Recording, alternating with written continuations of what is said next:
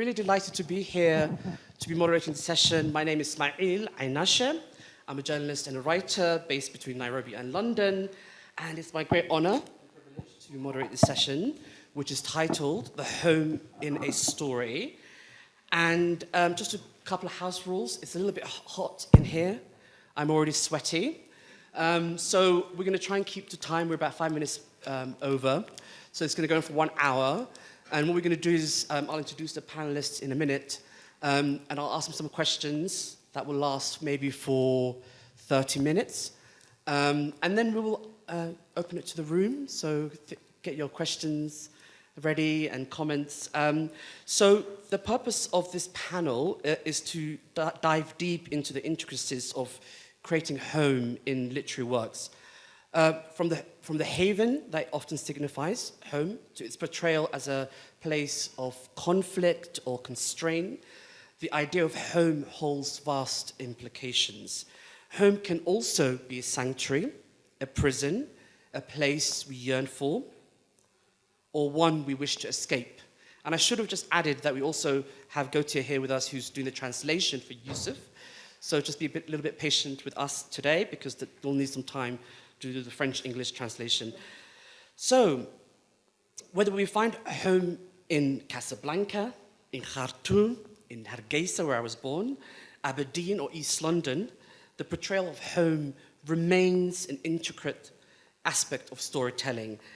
Let me briefly introduce our panelists. I'm really excited. I won't go into their very long, renowned kind of biographies. You can read that. They've been here for a couple of days. You already know. But we have Leila Aboulela, who's a Sudanese writer and author of 6 novels, including River Spirit, Minaret, and The Translator. Leila was the first winner of the Cain Prize for African Writing. Her work has been translated into 15 languages, and she has been longlisted 3 times for the Orange Prize, which, of course, now is called the Women's Prize for Fiction. Leila grew up in Khartoum and moved in her mid-20s to Aberdeen in Scotland. And then we have Yvvette Edwards, who's a British East Londoner and the author of 2 novels, A Cupboard Full of Coats, 2011, The Mother, 2016, and she has written several short stories broadcast for radio and published in anthologies, including New Daughters of Africa. Her work has been nominated for literary awards, including the Commonwealth Writers' Prize and the Man Booker Prize. She's also a Fellow of the Royal Society of Literature in the UK. Then we have Youssef Fadel, who is a Moroccan novelist, playwright, and screenwriter born in Casablanca in 1949. During the so-called years of Lead in Morocco, he was imprisoned in the notorious Moulay al-Sharif prison between 1974 and 1975. He has published 9 novels, including Hashish from 2000, and A Rare Bird That Flies, With Me, 2013, which was the Moroccan Book Prize winner of that year. So I'm really delighted to have them all with us today. And my first question is really to Youssef and Leila, and beginning with the recent earthquake in Morocco and obviously the ongoing strife in Sudan. Today, one of the main buildings in Khartoum is on fire. And I just wanted to ask you, how do you capture the essence of home when it stands on such turbulent grounds? Youssef.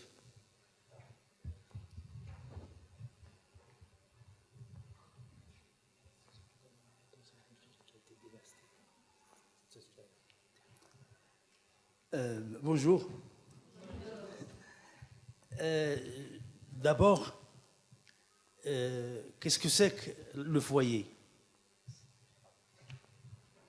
Chaque écrivain écrit sur le foyer. Tout écrivain ne peut pas échapper à cette question. Mais qu'est-ce que c'est le foyer? To start with, home is something that every writer has to write about. The question is, it's a question that no one can escape when we write. But the question is what home is. Est-ce que c'est la maison où je suis né? Est-ce que c'est le pays où je suis né? La maison, chacun veut une maison plus grande. Chacun déménage. Alors ce n'est pas la maison. Est-ce que c'est la ville? Je n'ai pas choisi la ville. C'est mon père qui a choisi la ville. Il a fait une rencontre avec ma mère dans une rue et ils ont déménagé à Casablanca et je suis né. Je ne suis pas responsable de cette naissance. Alors je dis que peut-être que ce n'est pas ça le foyer. Le véritable foyer, comme j'essaie d'écrire dans ce que j'écris, c'est toujours un ailleurs. C'est toujours quelque part où on veut aller. Tu traduis? So yes, what is home? Home, is it where we are born? Or home, is it the house where we live? But everyone wants to have a bigger house. So home, is it the city where we live? But actually, I didn't choose Casablanca. My parents arrived there, and I was born in this specific street, but I'm not responsible for that. So is Casablanca really my home? No, I think in my novels, what I try to describe is home is somewhere else where we want to go. Et dans ce que j'écris, par exemple, dans le roman Hashish, une jeune fille fuit sa ville Casablanca pour aller ailleurs. Elle se trouve dans un petit village au bord de la mer et essaye de traverser la mer pour aller en Europe. Elle échoue dans ce petit village et elle est trimballée de maison en maison, de problème en problème. Et son rêve, c'est son foyer, c'est le vrai foyer. C'est le rêve qu'on a dans la tête de vivre mieux, de vivre ailleurs, de vivre autrement. Est-ce que c'est possible? Traduit.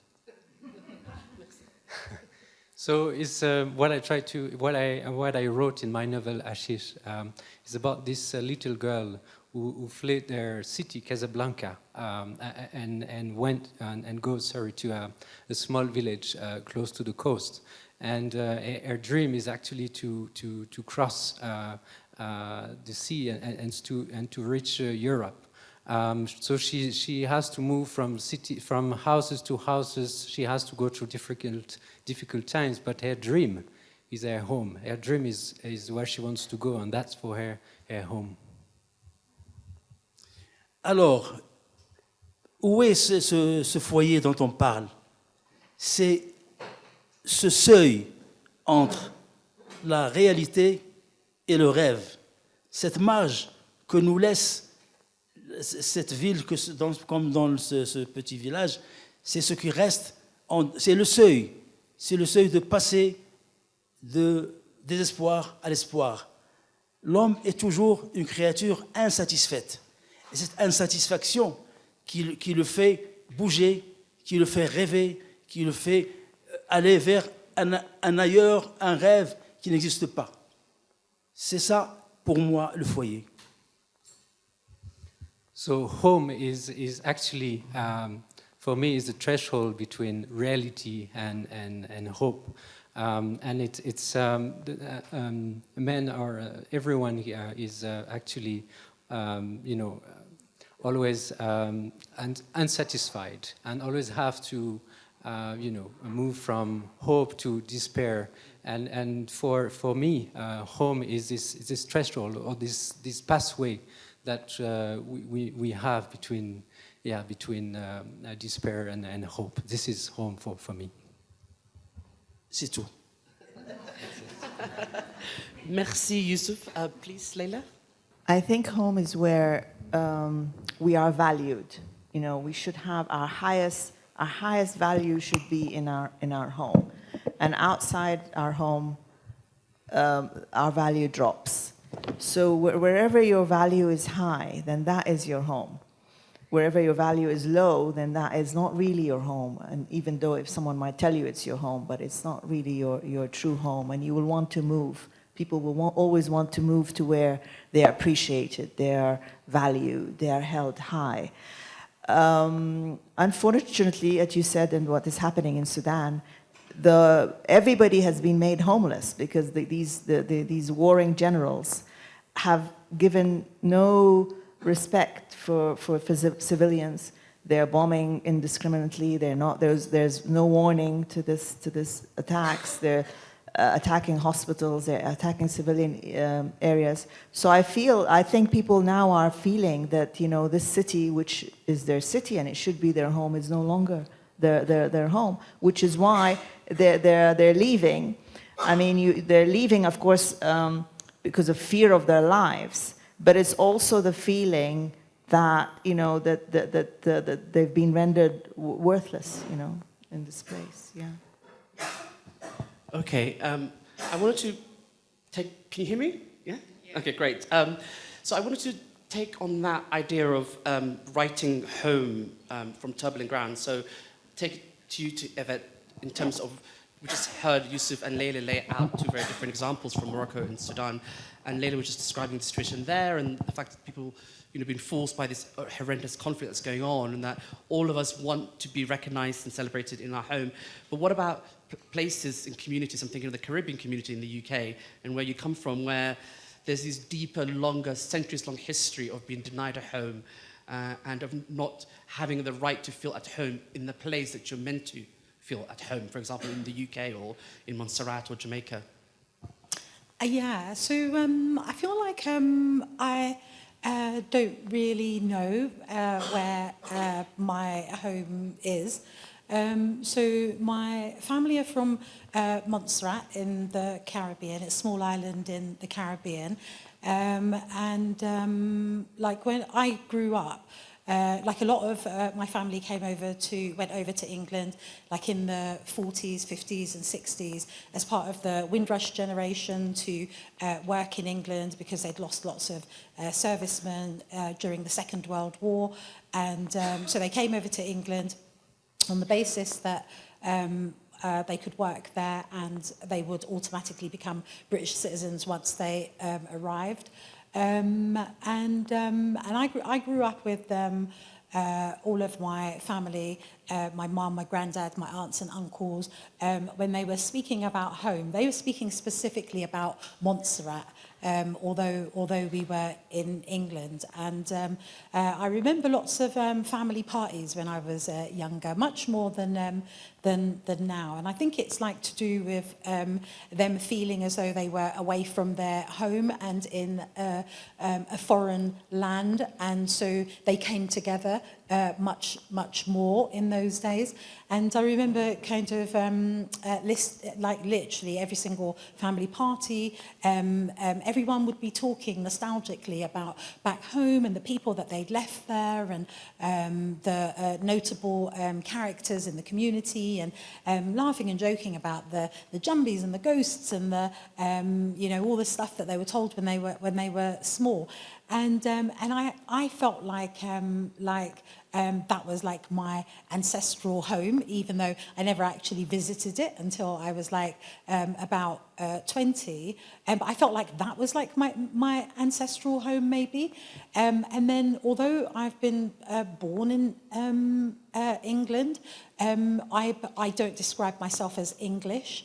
I'm British because being English is like a state that like only applies to the indigenous people who can trace their their family line back in England like several generations. And so I have I'm a British citizen, so I'm like a visitor. That's like literally and then I feel like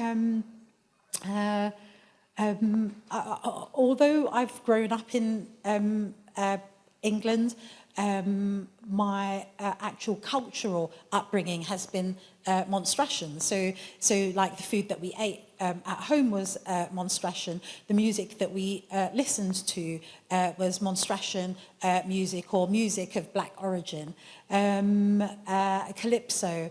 I feel disadvantaged if I go out with like work colleagues to a quiz night because there's so many like questions that are culturally skewed. Everyone else, all my kind of English friends, they know all the names of all these bands that like all English people know. And even though I've lived in England all my life. I don't know the name of one of them, you know, and I'm kind of waiting for like the question to come up about like, you know, R&B, and I'll be the only person. You know, at the quiz who can answer it correctly. And so I feel like Montserrat's not my home because I haven't been there sufficiently, and then you know, I definitely live in England, but I also feel othered in England. So I don't know what the answer is. And then I think that maybe like home is like just a state of being, like it's like just to do with like you being in spaces, and those spaces can occur anywhere where you just feel at peace and as though like you're okay to rest in that space, to stay in that space, and that you'll be safe and have clear headspace and be welcome, and then yeah, you move to somewhere else. So let me just quickly just say that quickly. The idea of home and the duality of home, when home is somewhere else, maybe somewhere else that you can't access, and then you arrive somewhere, like in the UK, or in your case in Scotland, and maybe that home is sort of disappointing and it doesn't welcome you and you don't feel at place. So if you speak to that. Yeah. So, for example, you can have a situation like the Muslims in Britain. So you would have the generation that came from a place like myself. So I would then be, I would have had to go through the culture shock of the move, the difficulty of the move, the difficulty of settling in.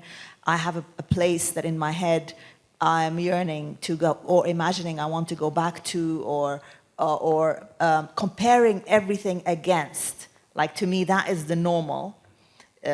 How I grew up in Sudan is normal, and everything then becomes then, oh, this is, you know, compared to that. Then you have, for example, my children, or like the generations who are born there, they don't have a connection to the old country, as a bit of like what you were saying. They can't, to them, there isn't the memory. I haven't passed on this memory to them. I haven't, they're not born with this hard drive of all the information I know, and it sometimes comes as a shock to the parent, because the parent imagines that this child, well, how come you don't know that this and this? And then, but the child doesn't, of course, because the child is born in this new place, which they see as home, and they, you know, they have a sense of belonging, and this is where their memories are growing, and this is where their life is flowing. And then, of course, as a community, if you have a community like of Muslims who they would have a spiritual connection to other Muslims in other parts of the world. They would be going to pilgrimage in Saudi Arabia and feeling a connection to Mecca as being as that is their home. A lot of them go there and they say, well, that I feel at home here. You know, this is my home. So there's a mix of all these meanings of home, and how they are, you know, they kind of flow through the generations and through the space. Thank you. Okay, well, he's taking that devil mic away, so now you can really hear me. So we were talking a bit about the concept of home and how to navigate that, and now I think it'd be useful to go into the idea of crafting as writers of fiction particularly. So I have a question for Youssef, and then we'll go to Yvvette and Leila. How do you initiate the portrayal of home in your narratives? For example, does a lingering memory ignite it? The rich taste of a meal, perhaps? How do you start? Where do you start when you think of your characters in your short stories, in your novels? What ignites that initial spark that then creates the interior world of that character?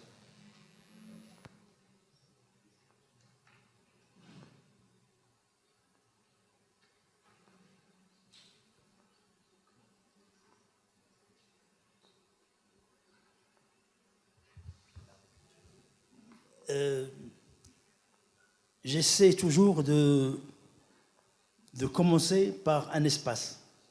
L'espace est très important dans ce que je fais. Que ce soit un espace ouvert, le désert, que ce soit la prison, ou que ce soit... et il s'agit toujours d'un voyage. C'est comme si les personnages sont déracinés. Ils cherchent toujours quelque chose. Leur foyer c'est leur voyage entre un endroit et un autre endroit. Parce que quand on est ici, parce que dans notre pays, beaucoup de gens rêvent de partir en Europe. Et la plupart n'arrivent pas. Ils meurent en mer, la plupart. Et il y en a des quantités, des quantités.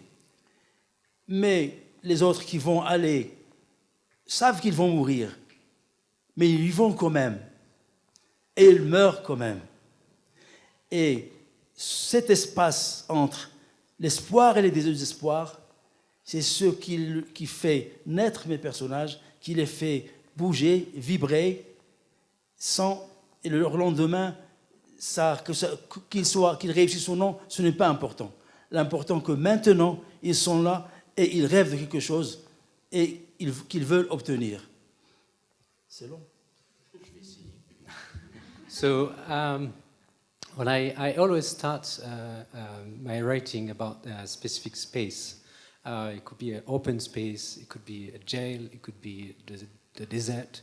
But I was just telling you, my character always between this tension of despair and hope, and I really start from there as well.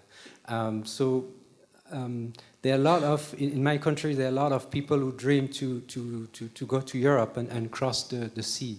Unfortunately, quantity of them actually die on the sea. But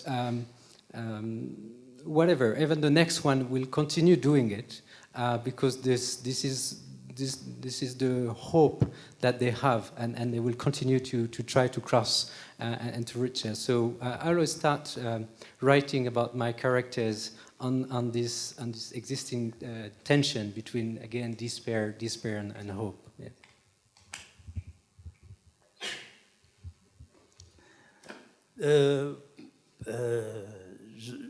C'est tout.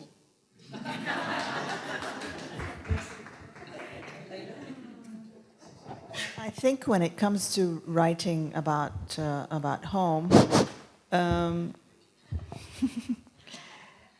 there needs to be. I mean, what is driving this narrative about home? In some of my stories, for example, there's this yearning. So the character is homesick, and so they are remembering home, and home is out of reach. They can't really go there. And so they're talking about what is triggering the memories and the contrasting between the place that is here and there. In other situations, if you want, usually characters, because they take home for granted, they're not going to really describe their home to you. So if you're wanting to describe something, you won't really describe it from the point of view of a character who is at home. So you could use an outsider, or you could use someone who's entering a space for the first time. So that's why a lot of novels and a lot of films begin with the first day at school, at a new school, or when somebody's moving into a new house, because then it gives a natural way of description that doesn't make the reader think, why is this person describing this, their ordinary day-to-day life? No, it's a fresh start. They're entering a new place.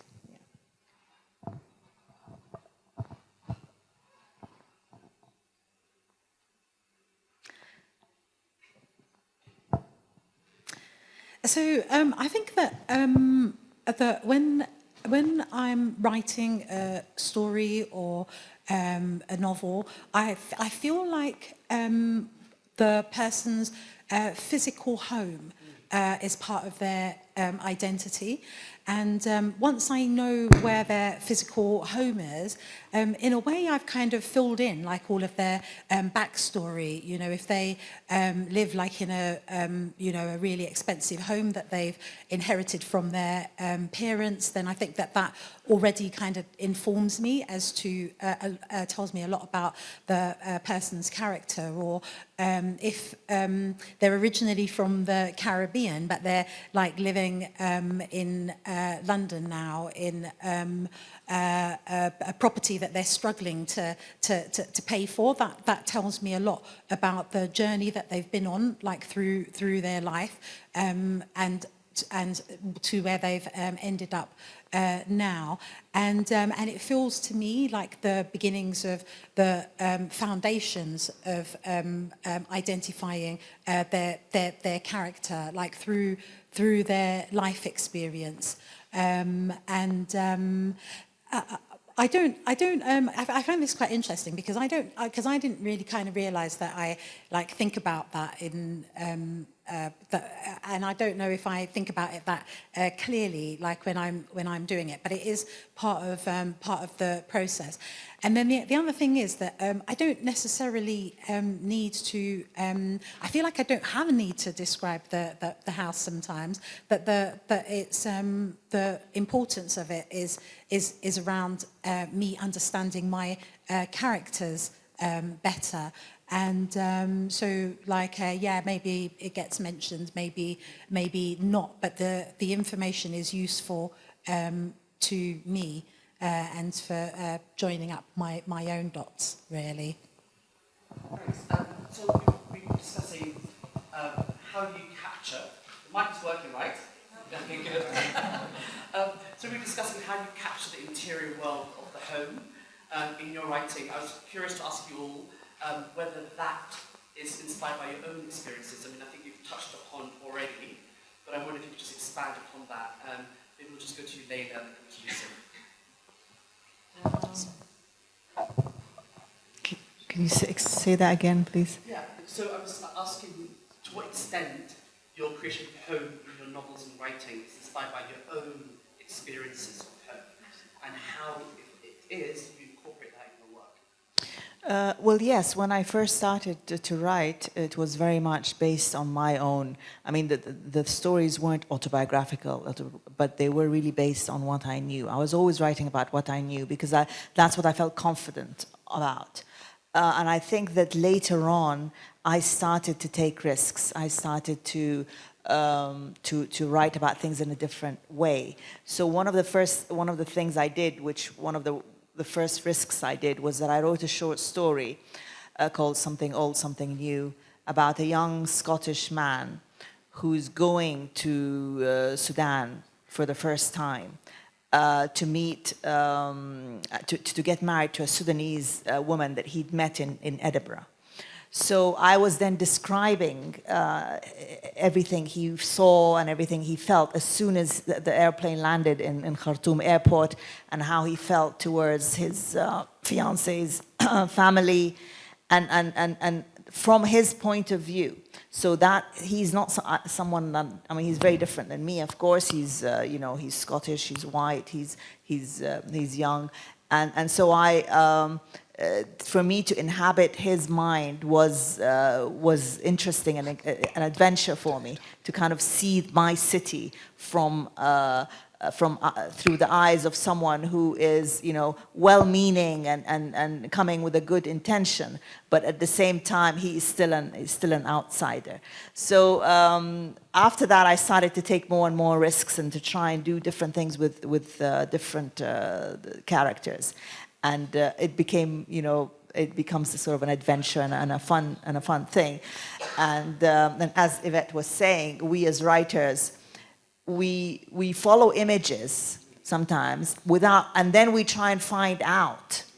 So if we imagine a character in a house, which is, as you said, a very fine house, then we'll say, well, how did they get hold of that house? Well, maybe they inherited, and so we kind of work as detectives around these images that we see, I guess.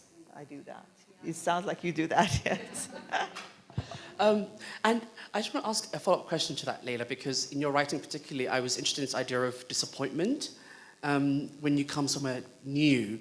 So, what was your experience like when you first arrived in Scotland all those years ago when you were in your 20s?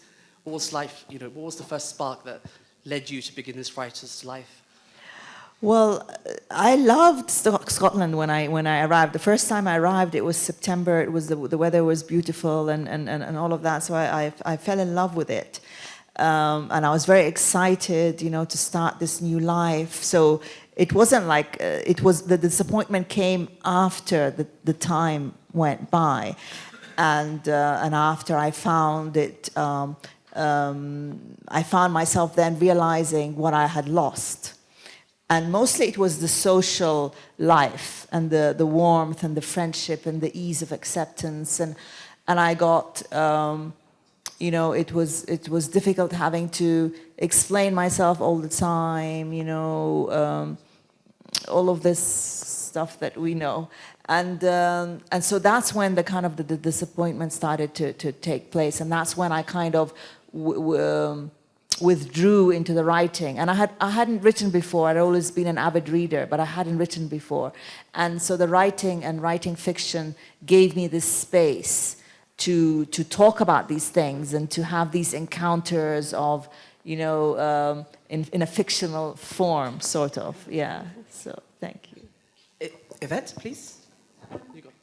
Sorry, do you think you could just say the question again? Yes, okay. So basically the question was really about the idea of to what extent your own experiences of home influence your writing. I mean, I think you've already touched upon your own experiences, so I was just asking, can we expand upon that? To what extent and how much of that experience influences your writing? Yeah, so I think that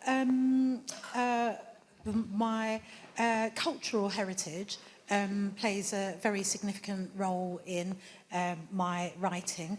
Not always, but the bulk probably of my characters, my main characters definitely, tend to come from Montserrat or be descendants of people from Montserrat.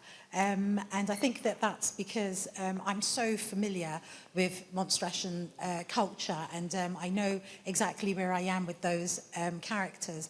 And also because I feel some responsibility to provide representation for them, like in the literary landscape, because it's such a small island. I only know one other writer from Montserrat, and also, this is very long, but it's also had its problems. Since 1995, it's a tiny island, 39 square miles. It has a volcano in the middle, and the volcano has been erupting, and it's caused like massive displacement of the bulk of the people who live on the island, and then there's been like an influx of like scientists and geologists and economic migrants, because there's masses of clear-up work to do, and it's absolutely transformed the island. It's absolutely nothing. It's like there's nothing left of that Montserrat that my family lived in before they came here, and I think that makes me feel like a greater responsibility to ensure that something of that time, of their experiences there, of those people who came from there and what they were like. I feel like I have a greater responsibility to provide representation for them. But I also think that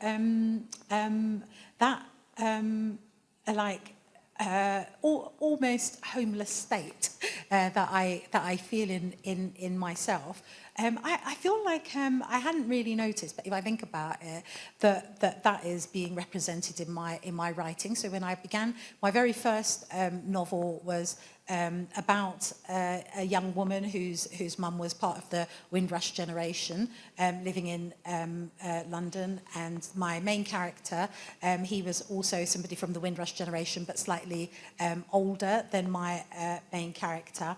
And I really, there's lots of kind of padding around like Montserratian culture and the food, and Lemon, who's like my secondary character, he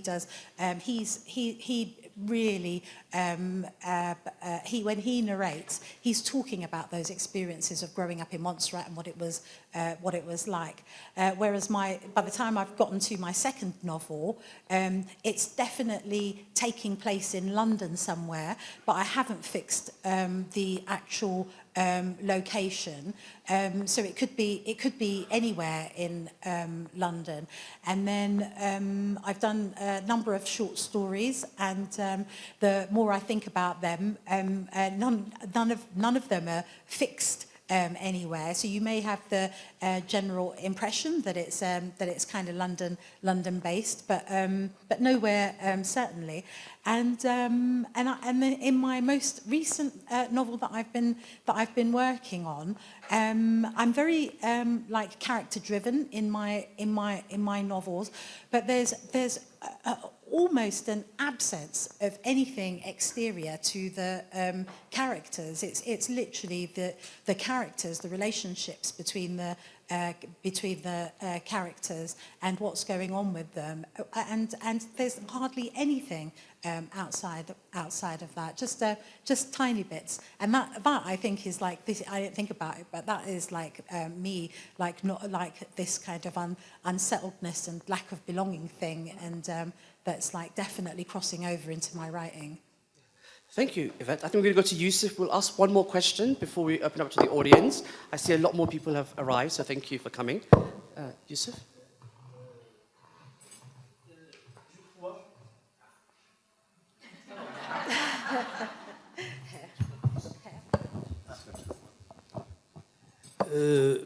Pour moi, je crois que l'écrivain, moi, écrit sur lui-même.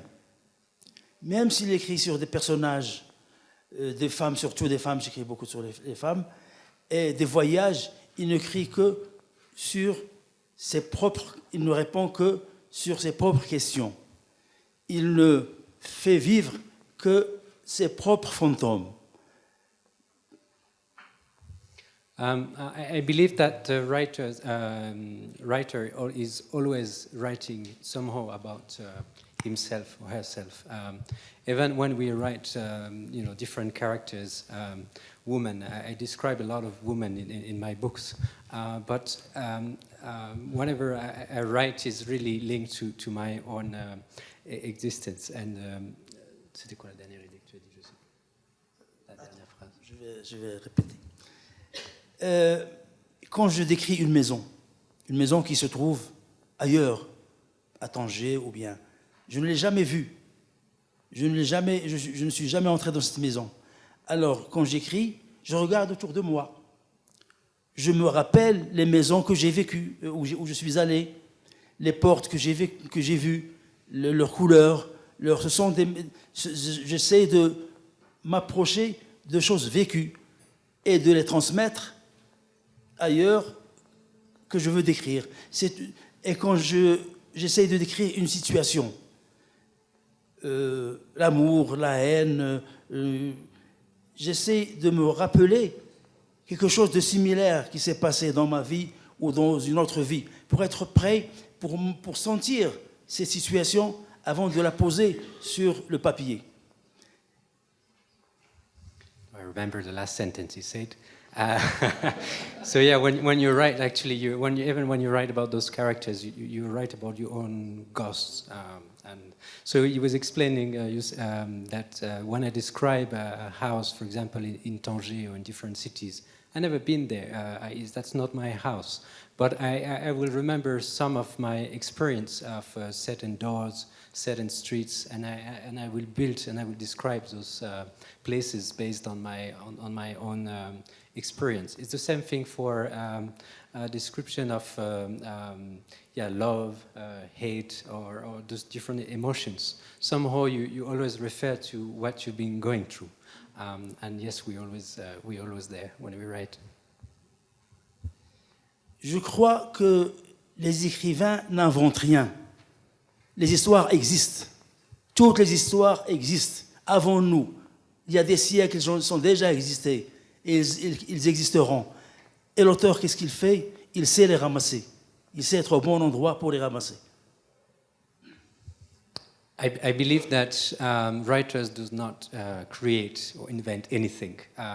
Actually, all those stories have been already existing somewhere. Now, in the past, a long time ago, and what we do as writers is just to pick up small bits of it and translate them. So. Okay. I'm going to ask a very brief question, and if we just have brief answers before we open up for questions and answers. And we've discussed a lot about the idea of home, crafting of home, incorporating personal elements, and the many facets that these wonderful writers show in their work in dealing with this idea of home. What about the challenge as writers of fiction, writing about home? What does that do to you to sit with all those kinds of stories? Some of them are very difficult, some of them are very sad, some of them involving people that you might have experienced yourself. So what is it like as writers dealing with that challenge of writing and feeling and sitting with home? A home which often is, as I mentioned, very complicated and difficult and very challenging, and often home in what Yvvette was talking about in places like the UK, where it's a home where it's not necessarily welcoming, and there's racism and there's violence that you're dealing with all the time. Yvvette?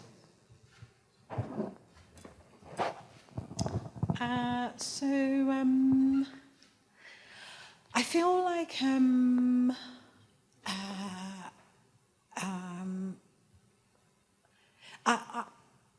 I feel like I can't. Like I'm not really being able to separate like home from like dealing with other stuff that I might be writing about that's quite difficult and might be quite triggering, and I feel like it's just part and parcel of the process that you have to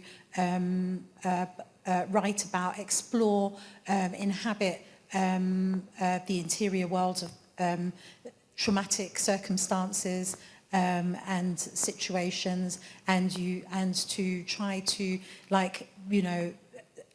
systematically, authentically work through the emotion related to that, and yeah, dealing with home can be part of that. If I try, the thing with home is that it's vast, isn't it? And sometimes that can be related to people in your life and to difficult relationships that you've had with people in your life, in your homes, wherever those have been. And that can be quite difficult. You said quite quickly, didn't you? But I feel like so I was writing a novel in 2000. I'd been working on it, researching it for a couple of years, and then I was about 25,000 words in.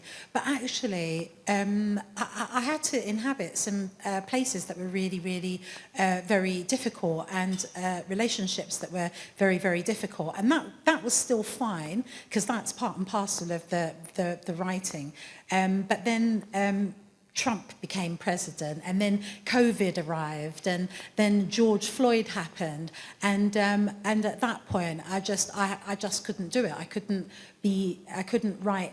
I couldn't inhabit dark spaces during a very dark, kind of global dark time, and so I shelved that. And then the piece of work that I didn't write for about 2 years, and then the work that I have more or less just finished. I kind of actively chose to write about more joyful things, and there's much more humour in it, and I am dealing with some of the, because I think that all writers have their things that they worrying like a bone, like all of their works, and I still have those things, but I've come at them in a completely different way that is more kind of okay for me. That I can come out of the experience of writing it intact myself. So anyway, I don't know how to sum that up. But, That's brilliant. Let's go to Youssef and then Leila finally. Je vais vous décrire une petite scène que j'ai vue, que j'ai entendue, après le tremblement de terre que tu as décrit tout à l'heure. I will just describe you, a small story that I've heard and I've seen just after the earthquake that you were mentioning before. Un homme, un survivant qui a survécu au tremblement de terre, décrit le moment qu'il a vécu. Voici un homme qui a vécu dans sa tribu, n'est jamais parti ailleurs. C'est son foyer, il a toujours été là, il est lui, sa fille et ses moutons. Et voilà que son foyer tombe sur lui. Il est coincé avec sa fille sous le plafond. Il va mourir. Il décrit ce moment. C'est terrible. Comment le décrire, moi, écrivain? Lui, ses moutons sous la terre qui bêlent, qui meurent. Et lui, avec sa fille toute petite, une fille de 4 ans. Et le plafond, et son foyer, qu'il a toujours habité, qu'il a toujours abrité, est tombé sur lui. Voilà un moment très difficile à décrire. Il faut beaucoup de temps, il faut beaucoup de patience, il faut beaucoup d'humilité pour décrire cet événement. It's about a survivor. This person always lived here in the street. He never moved around. He always lived here. He had his house. He has a daughter. He has sheep, and this home is all what he have. And during the earthquake, his roof collapsed on his head, and he's within the he's really stuck below the house just came on his head, and he knows that he's about to die, and he's here with his daughter, with his sheep that we can hear how you say. Bleating, thank you, and it's very difficult for a writer to describe this event, what happened. You need to have a lot of patience, you need to have time and a lot of humility to do that. Thank you, Youssef. Leila, please. I think sometimes we don't really choose what we are writing about. Once you start on a story or a novel, it has its own logic, and you follow it somehow, and you find yourself, it could take a turn which is ugly and all that, but you can't help it then. Once this happens, you find yourself having to be truthful and having not to, paint a rosy picture. Sometimes we can, because of the whatever racism, Islamophobia, whatever, the reflex is to present always a good picture, but that is not the truth. And I think also as writers, we have to be sort of truthful and write about the ugly side of life. Yeah. Thank you, Leila. Shukran. We're going to open up for questions. So I already see the lady with the, yeah, okay. I think there's a mic coming around. So if this lady at the front here. Hello. Sorry, I missed the first part. But Leila, I wanted to ask you more about what you just said right now.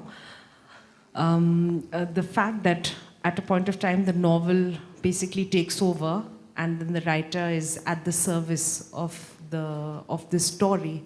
This is a process for me that I find quite, as Hemle was saying, sorcery or magic of the authors in a certain way. And someone who's not produced a novel of that sort, I'm always very fascinated how this point arrives. So basically, as someone who's worked in historical fiction, have you thought about the larger context, that you want to tell the story of the civil war in Sudan, or this, or that, and then when you're talking about this particular thing, is it the characters who have changed in this context of the larger story that you were saying?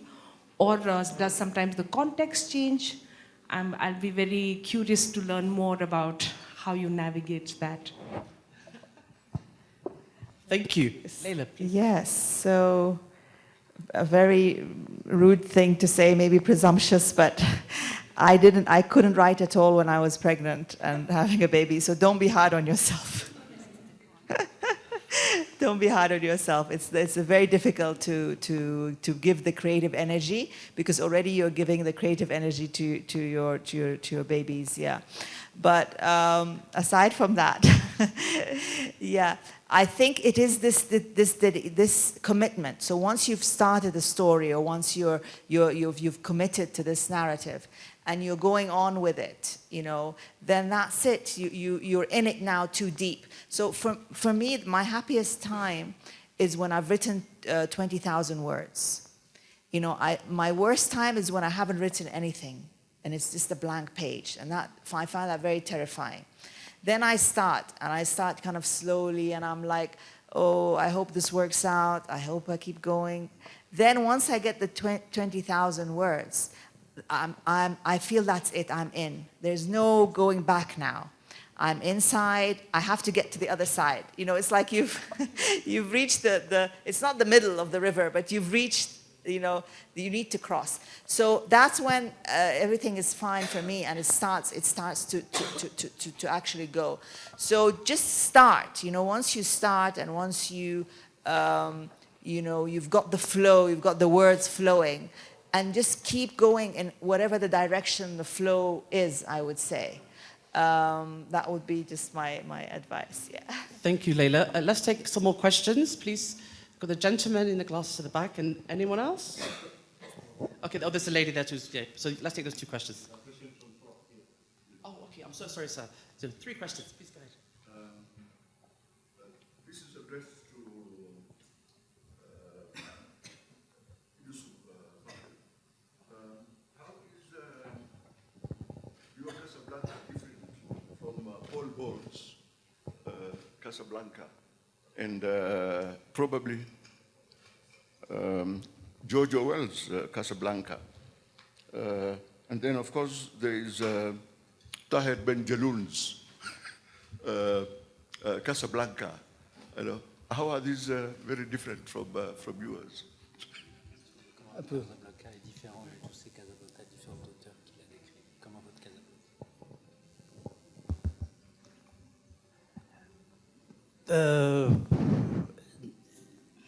Casablanca que je décris, et c'est là où je suis né, c'est là où j'ai vécu. C'est une ville que je n'aime pas. Alors, j'essaye de décrire les mauvais côtés. J'essaye de décrire ce qui ne va pas. D'abord, je suis d'une famille pauvre. Je ne connais pas ce que font les riches, comment ils vivent. Et je m'en fous. Mais je décris les gens comme moi qui vivent, qui vivotent, qui essayent de trouver une place dans cette grande ville qui mange tout, qui bouffe tout. Un jour, j'étais frappé par une petite scène. J'ai rencontré dans la rue un homme, 40 ans, et il a des enfants. Et il est là et il m'a dit, j'ai perdu mon travail. Et j'étais tellement bouleversé. Ça m'a pris des mois. Je l'ai écrit pour me représenter cet homme qui sort pour aller trouver, là, dans cette grande ville riche, pour trouver de quoi nourrir ses enfants. C'est ça le Casablanca que je décris. So Casablanca is a city, the city where I was born, where I live. It's a city that I don't like. So what I do is I describe the bad aspects, the city that eats everything. Actually, I come from a poor family, so I don't know what the rich, how they live in the city. I don't care. But what I describe is what I've been going through for someone who lives or almost survives in a city which can be which eats and can be violent. So one day I remember I met this person about 40 years old. He was walking on the street, and he just said, "Well, I lost my job. and I don't know what to do for my family. So this is the Casablanca that I described, the Casablanca that I know. Thank you, Youssef. We'll take a question, please. Okay, so my name is Awar and I write as well. I have a book out.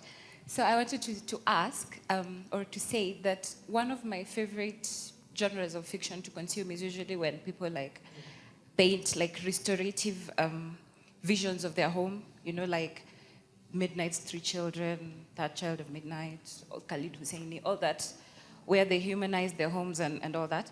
But when I write, I find that I'm more like Youssef. I write really dark. I mean, my home, usually when I write, takes me to really dark places. And my friend was just making fun of me that I have suicide and dinner with colonialists and all that stuff in my work. So it's usually such a struggle. I will start well and I will go, I will get to, you know, the tragedy, the tragic part, but usually coming back out to a place where I'm now restoring this version of home that I've created is so difficult. So a lot of times I just end it in the bad places. So I don't know if you guys have something to say to that about how if your home really frustrates you and you know you write and when the page is blank it's all good. Once you've gotten the 20,000 words out, you don't want to write anything better. You just want to leave it there because you feel like that's honest.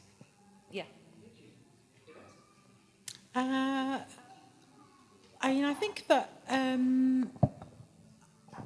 I feel like I don't necessarily choose my my subjects and my issues that are recurring. I think in my work, I rage at misogyny, and I think I'm writing like just a short story about somebody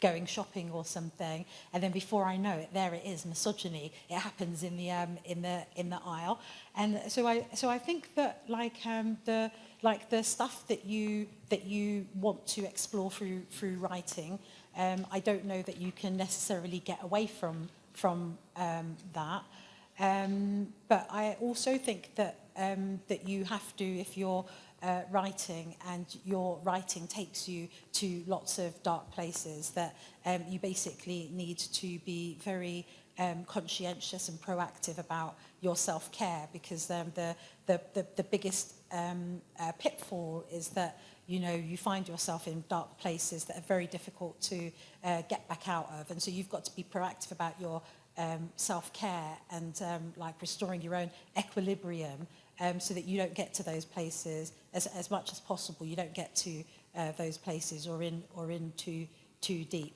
and then you just have to trust in the process. It sounds to me like you're like experimenting, and I think that that's like a big part of like finding your voice and what you really want to say. Yeah, carry on. Thank you. Leila, do you have anything to add to that? No, it's okay. Youssef? On s'habitue au malheur des autres. Petit à petit, on y trouve goût au malheur des autres.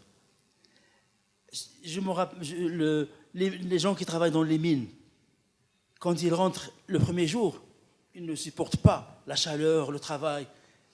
Mais après un mois, 2 mois, ils sont heureux. Ils rentrent, ils sortent, ça devient normal. J'ai fait une période de prison.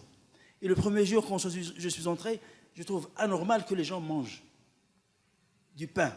Je n'arrive pas à manger. Mais le deuxième jour, le troisième jour, ça y est, je mange comme eux plus qu'eux. Parce que l'homme, c'est une bête qui s'habitue. C'est l'habitude qui fait l'homme. Et tu vas guérir. Tu vas devenir écrivain, tu vas guérir, tout ça, c'est passager. So you will get used to it. We see the despair, the unhappiness, and others, and after a while we get used to it, and sometimes we even like it. So it's a process where then it was remembering that he went to jail, and as he started being in jail, he could not eat anything. He did not understand why people were eating bread. And after a day or two, he started eating. So same thing with the people going to the mine. When they go to the mine, it's very tough, obviously, the first day. But after the second or third day, they start roaming around and find their ways.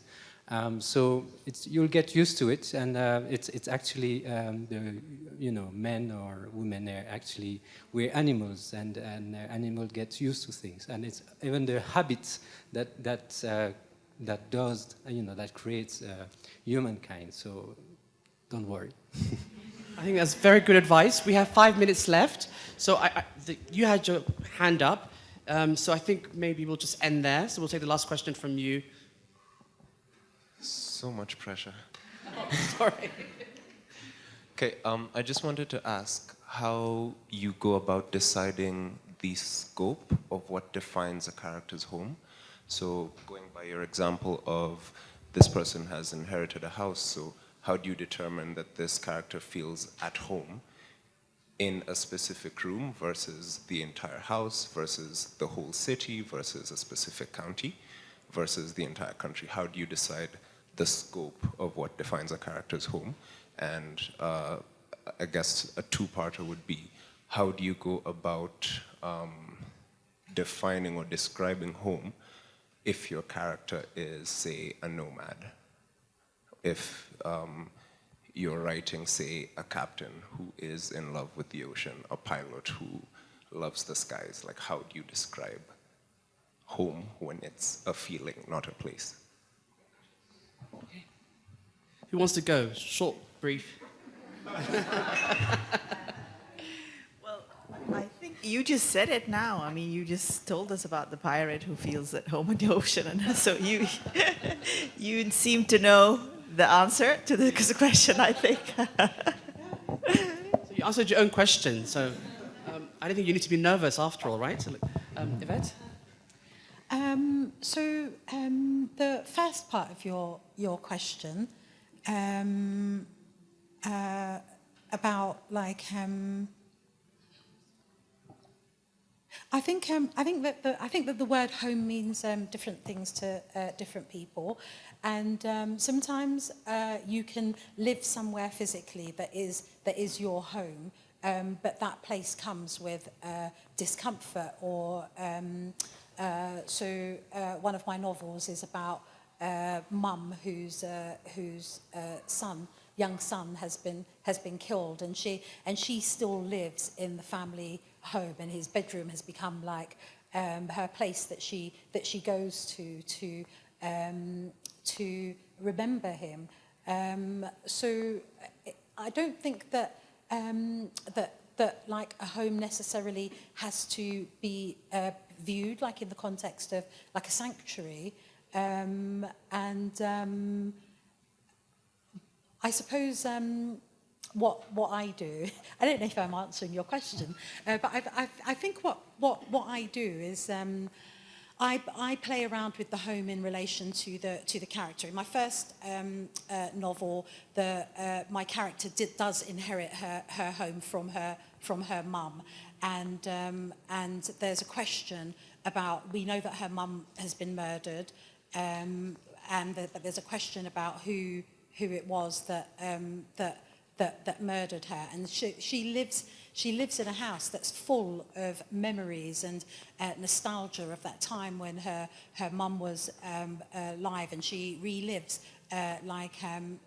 the experiences that her memories, that the things that she experienced, like in that home, and she also finds solace in that place. I think it feels to me like it's not so much about the place, although the place kind of informs like the physical things that might have happened and the physical spaces that people might occupy, but it's really about the characters and their interiority, and like how they feel like when they're in those different spaces inside their home and the impact of those spaces on them. I Thank think. you, Yvvette. We're going to end with Youssef, please. Yes. What? No. In response to the question that he asked, or anything else he wants. La question de la définition du foyer du personnage, comment on la décrit, est-ce que c'est... Encore. Vous voyez, quand j'ai reçu le programme, j'avais peur de cette séance. Je me suis dit, ça va être quelque chose de terrible, parce que je n'ai jamais répondu à ces questions. Mais je vais essayer de répondre. When I read the program, I was scared of this session. I was really scared of this session, and I didn't know how I will answer them. So, but let me try. Alors la question du père et le foyer, c'est ça. Ou autre chose. Maybe could you repeat your question so that very quickly, if you don't mind.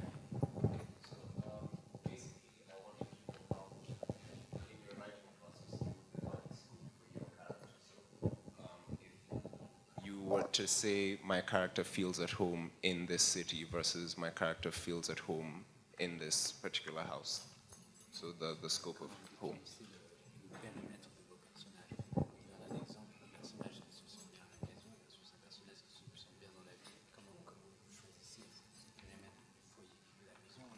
C'est, comme j'ai dit tout à l'heure, l'important pour moi, dans le personnage, quand il se sent qu'il n'est pas chez lui et qu'il veut aller quelque part, et ce quelque part n'existe pas. C'est ça où se situe le problème, selon moi. Je ne travaille pas sur un personnage qui est là dans sa maison. Le père, il est toujours cruel. Il est toujours là pour empêcher le rêve des enfants. Et ce rêve, c'est là que j'essaie de me situer, dans ce petit laps de temps où les gens rêvent pas de leur foyer, ils sont là, ils s'en foutent, mais de trouver quelque chose de mieux. L'homme rêve toujours de mieux.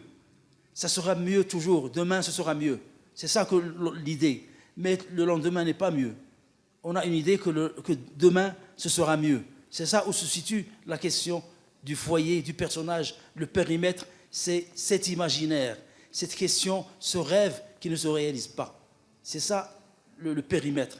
C'est un périmètre restreint, mais très vaste.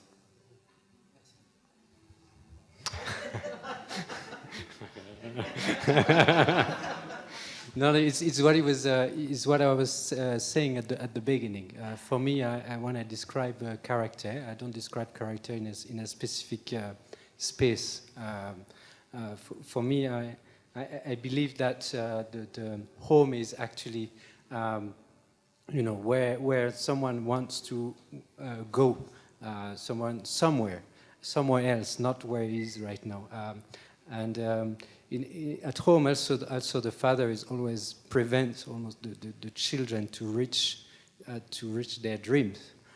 So for me, again, this home is where where it will be better. Everyone think it will be better tomorrow. There will always be something better.